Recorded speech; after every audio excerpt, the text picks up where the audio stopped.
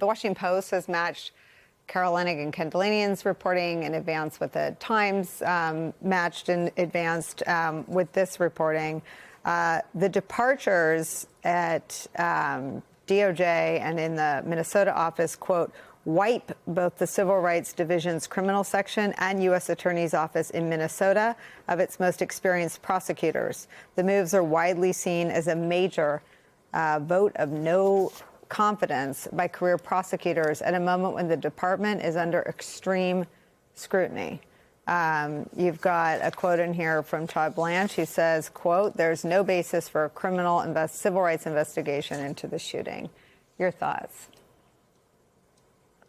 I would humbly suggest that, at least since assuming the role of Deputy Attorney General, Todd Blanche's relationship with facts on the ground and truth in the air is somewhat non-monogamous.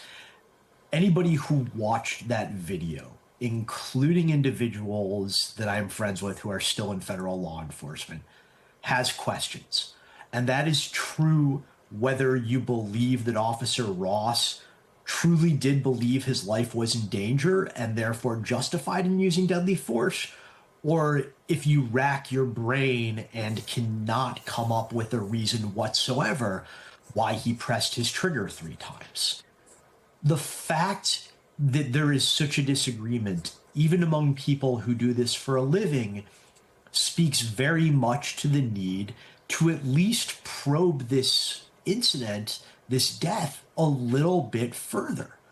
If Ross is fully innocent, then, as the Trump administration is always fond of saying in prosecutions, there's nothing to hide, nothing to fear. If he is not innocent of any potential charges, then it is an injustice not to pursue them. But the only way you reach either result is by having an investigation. Andrew Weissmann, Kristi Noem was confronted with the double standard. And I guess if you could just explain for someone who's never worked in law enforcement or never been inside the FBI, what is the distinction? I mean, Officer Fanone described getting tased with his own gun in his sworn testimony. He said he believed he was going to die. In video that's been released, some of it I think is his body cam video, some of it is other footage from the January 6th insurrection.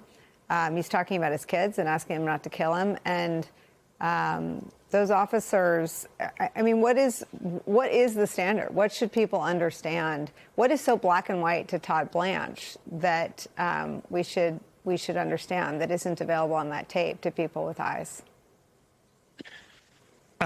So what is important for people to understand, and Michael knows this very well, but I dealt with this all the time, unfortunately, when I was general counsel at the FBI, is when there is a shooting like this, there's an investigation.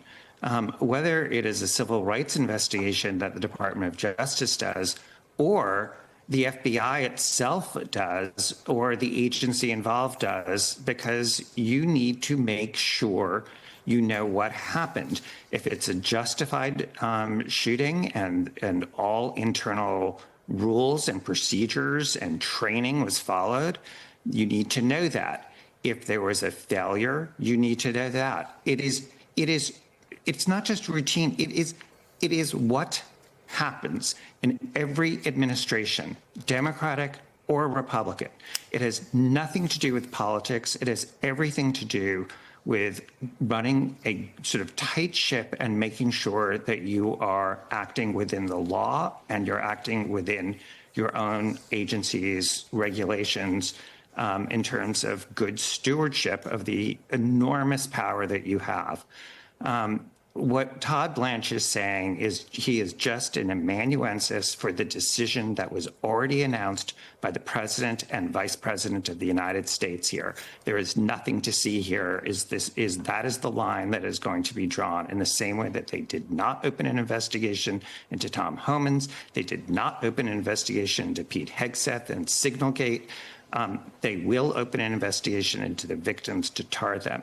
So it is completely beyond the pale. And I think one sign of that, Nicole, is that in your opening, one of the things that you had to say, this is the largest group of people that have resigned, and then you said in months. The other thing that is not normal is that people do not resign. Not in Republican or Democratic administrations. It does not happen. People understand that there are policy differences, that politics have consequences. That is not what is going on here. This is really an upending of the rule of law, and that is why you are seeing so many people resign, and you're seeing such an uproar in terms of what has happened here yet again with this administration. Well, Andrew, I mean, it's the most people that have resigned since, I think, the Eric Adams politicization, the case that repelled Federalist Society members in good standing like Danielle Sassoon and her deputy, who wrote scathing letters about Emile Bove and Todd Blanche and others, and led to resignations both in the U.S. Attorney's Office and at Maine DOJ. This is a parallel exodus being described by reporters writing on this today as an exodus. I guess my question for you, Andrew Weissmann, is what is left? What is inside DOJ now? Well, at the leadership level, you are seeing just absolute dearth of independence. The fact that just last week, the White House announced that they're going to have fraud prosecutions being done directly out of the White House is a sign of that there's not even a pretense of the independence or even reporting to the Department of Justice. At the line level, at the sort of career level of attorneys and prosecutors and analysts throughout government, there are people who, as Michael and I know, as Carol knows from her wonderful reporting in her book, Injustice, there are people who are trying to do the right thing, who are trying to adhere to their oaths of office. But obviously that's becoming increasingly difficult, and that is why you're seeing resignations, because the one thing, if you have an oath of office, is when you're directed to do something that you just can't do, you cannot stomach, that it is either illegal or immoral, that's when you see people quit. It has nothing to do with politics. Carol, in our conversation about your book, when your book came out, we ended sort of at odds, right? I mean, I thought that there would be some gravitational pull toward transparency, shame, people like Andrew and Michael coming out and talking about what the department was and can be but isn't. It feels like it's gone the other direction. I mean, your book left us with the question and the prospect of the end of the rule of law. I wonder how you feel personally covering these developments over the last week. God, you always do the hardest question to me. Why is that? Okay, as a human being, it's hard to make myself a human being. I'm a reporter. I want to gather the facts. I don't care who it hurts or who it impresses or who it potentially shadows with great favor. I want the facts. And I guess what I've been really disturbed by is how much the ground has moved under the Department of Justice. The anchors of it were being undermined. When I was finishing the book with my co-author, Aaron Davis, they were definitely being harmed and damaged, but it feels like they're literally unmoored now, because if we're not going to investigate the death of an American citizen at the hands of a federal officer, which is just de rigueur for the Department of Justice, then where are we? If the president is going to declare,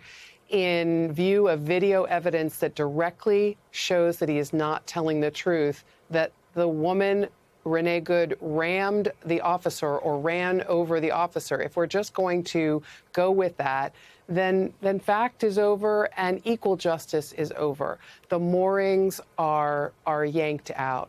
To see the public integrity section gutted in February of 2025, which we recount in the book and which you and I have discussed a lot, over that issue of people who could not, as Andrew described, could not morally abide pulling a bribery case that they knew had merit, had evidence, had extensive facts. That was a watershed moment for the Department of Justice. And this is yet another. These are the two big moments that I have witnessed as a reporter. That PIN section being undone, we don't care about public corruption anymore, says the Department of Justice with their actions, to we don't care about American citizens being gunned down and whether it was appropriate or not. Those are huge. In between, of course, was the prosecution and indictment of James Comey. Those are the three big moments, and it really calls into question, are we a place, are we a country where equal justice under the law, based on the facts, is our guiding light, as it was for the founders, as it was in the wake of the Civil War when the Justice Department was founded. I will tell you one last thing without going on and on. Sources that I talked to about this shooting who have no role in the Civil Rights Division, who have no connection to this case, say it has made them heartsick, made them sleepless. They don't have a piece of this action. They are not the experts in this. But over and over again, they are saying it sickens them to see their government agree that this is okay, to declare in rejection of the evidence in front of us that everything is fine. This shooting was justified. An American citizen is dead, but we apparently don't care as a country. And when you have this many people fleeing the Justice Department, I wonder what is going to happen in terms of people standing up for that rule of law. What next, if you know what I mean?